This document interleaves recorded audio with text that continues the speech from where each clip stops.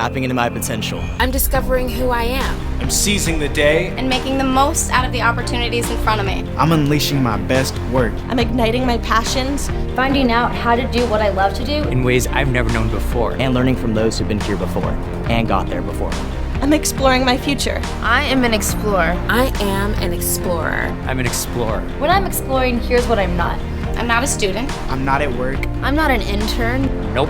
I'm not a pencil pusher. Not a procrastinator. I'm not cramming for an exam. And I'm definitely not in detention. When I'm exploring, I'm home. I'm with friends. I'm in my happy place. I'm in the zone. Sure, I study hard and take my education seriously. But I feel like exploring prepares me for my future in a different way. I mean, where else can I get this kind of experience to learn about the things that I'm passionate about? Where can I find great mentors who work in the career fields I'm interested in? Where can I be me? I learn by doing. I belong by exploring. 4,